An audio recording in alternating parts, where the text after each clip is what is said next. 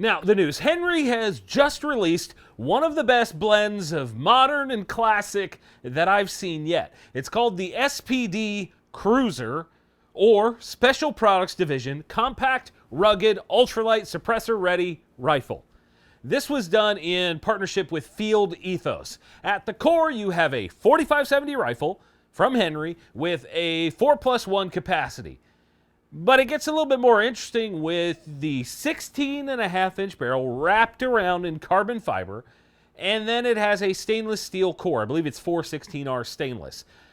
It's also threaded for a can out on the muzzle. Then you have this nice M-LOK rail that's been Cerakoted, the nice set of sights on top with the Picatinny blended into that, and then a classic polymer stock. It looks fantastic, and I bet it'll shoot really well with a can on it, probably. MSRP is $2,500. The classic concept of a lever gun, made it up with a carbon barrel and a suppressor on the end of it, the M-LOK rail, and then an old school cartridge like a 4570. All that comes together, and it just sounds fantastic to me. I'm curious what you guys think of this kind of thing, so let me know your thoughts down in the comments. Welcome back to another episode of the Gun Collective News. I'm your host, John Patton.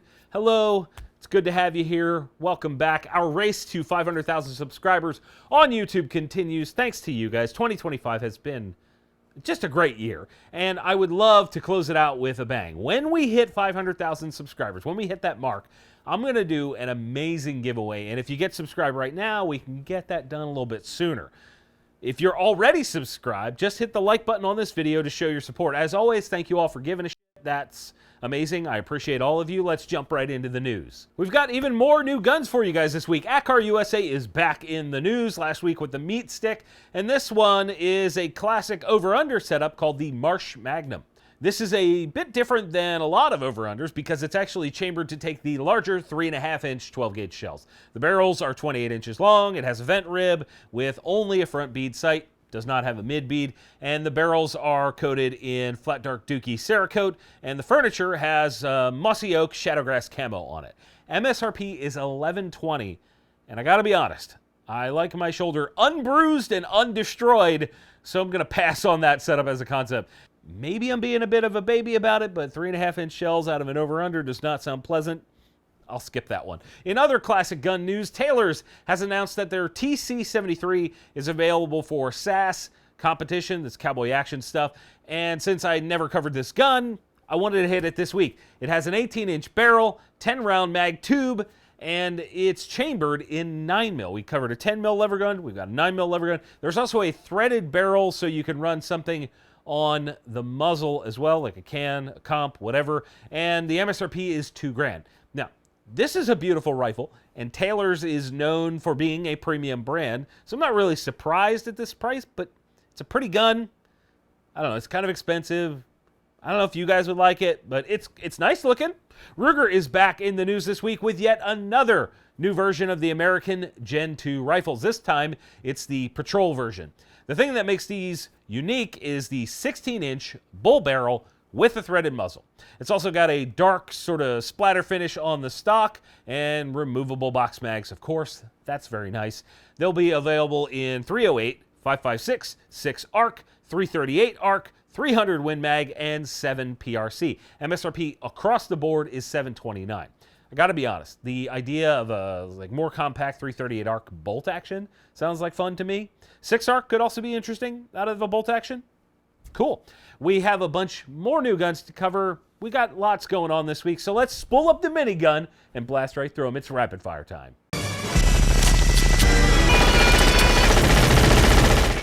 SK Guns has the first one in their Mayan Empire series called Pakal the Great.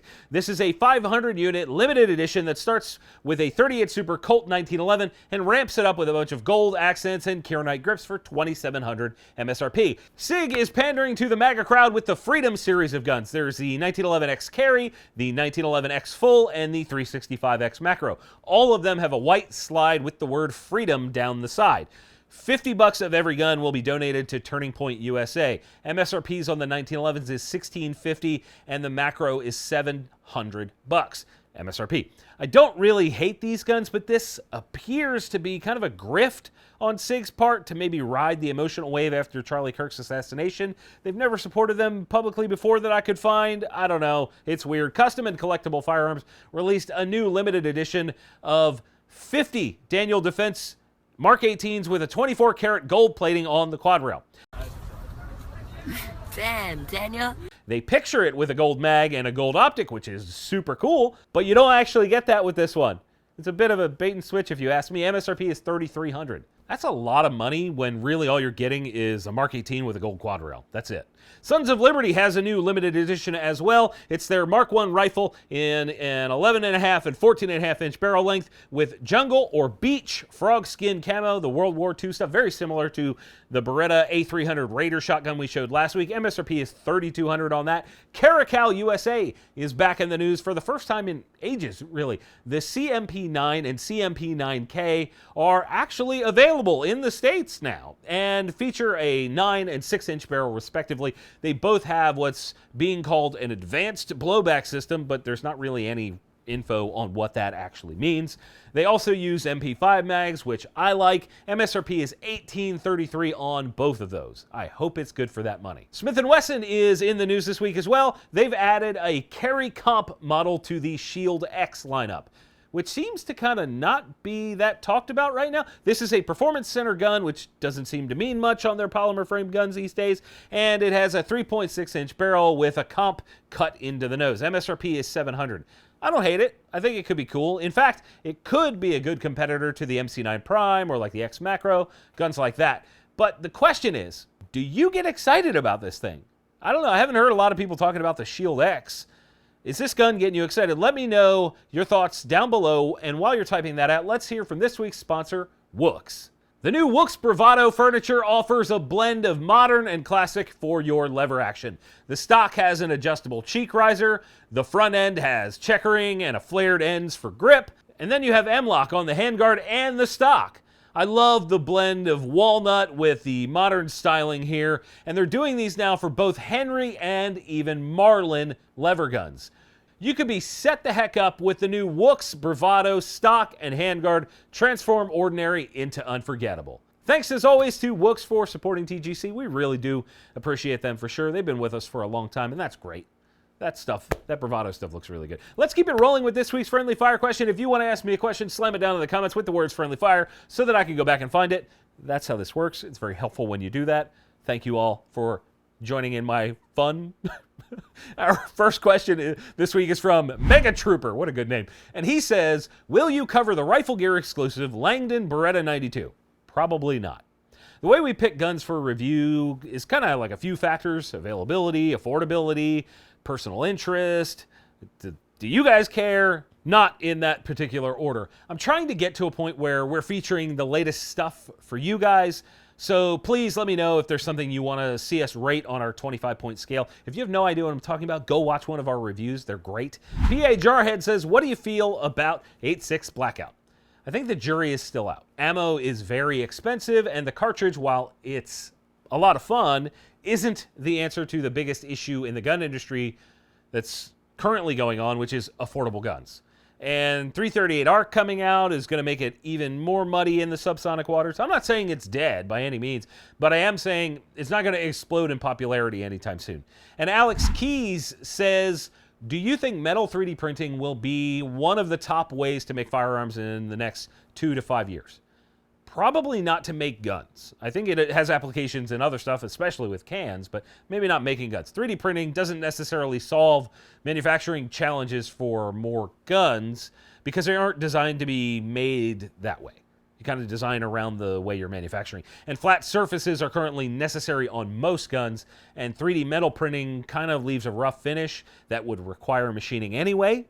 So I'm not really sure what you gain by doing that. I'm sure we'll see more of it, but probably not at the top in that time frame at least. My friendly fire question to you guys this week. Name a gun channel you used to watch that has completely disappeared from your viewing habits. I feel like the landscape of GunTuber popularity has shifted a lot over the past 5 years or so. So I'm curious who has fallen off with you guys. Sound off in the comments and let us know. This will be really, really interesting. I think I have some ideas of who's not being watched anymore, but I want to hear what you guys have to say about that. We have even more new stuff to cover this week. I covered a bunch of Hornady ammo last week, and I missed one, and that's kind of neat. It's a new version of their FTX Lever Revolution lineup. It's a 150 grain, 10 millimeter auto version. The key is that this has a flexible tip to fit into lever action tubular magazines. This was done very likely to support the Ruger lever action that we covered a few weeks back in 10 mil.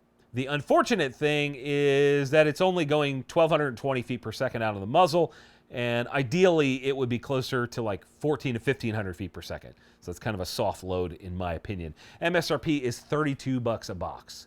Next Level Training, the company that makes the SIRT pistols, which are great training tools, has come out with a really unique dry fire training tool called the True Break. The idea here is that the trigger will only go off, it'll only snap if you pull directly rearward. Any sideways movement in your trigger pull, like let's say you're going straight back, it'll go off. If you go to the side at all, a little bit, it'll give you a dead trigger and force you to manually cycle the device, which appears to me like sort of malfunction clearing methodology. I think that's kind of cool. It comes with a few inserts that allow you to have more or less sideways movement and kind of dial in your training. And the MSRP on the whole thing is $50.